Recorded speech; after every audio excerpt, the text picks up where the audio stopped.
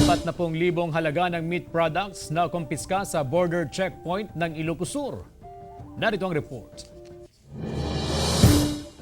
Sa loob ng isang linggo, sunod-sunod ang nahuli ng otoridad na nagtangkang magpuslit ng mailegal na produkto sa mga boundary ng Ilocos Sur. Nakumpiska ang pork, beef at Korean products na nagkakahalaga ng 40,000 pesos. Sa pribadong sasakyan naman, ikinarga ang nasa 80 kilos ng pork ham. May mga nagpuslit pa ng live pigs. Lahat, walang papers, walang documents, walang permits. They are sneaking to our province via private vehicles or rerouting. Kasi sabihin natin kahit 50% down payment, pag nahuli sila, wala na nga.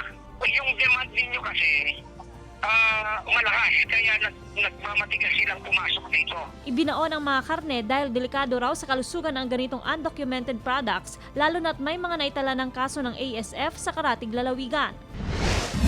Mag-aalaga raw sana ng baboy si Mang Abraham bilang dagdag kita pero hindi na niya itinuloy dahil sa epekto ng African swine fever. Mayroon na ganitong mga sakit-sakit, medyo umayaw na rin ako, baka malugi din. Mula sa 32 barangay sa bayan, 12 na rito ang tinamaan ng ASF.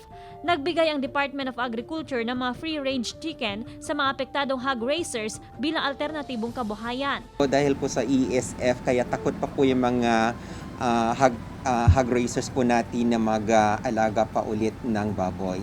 Bawat apektadong hog raiser nakatanggap ng 20 free-range chicken at 2 tandang. Joan Punsoy, Balitang Amyanan.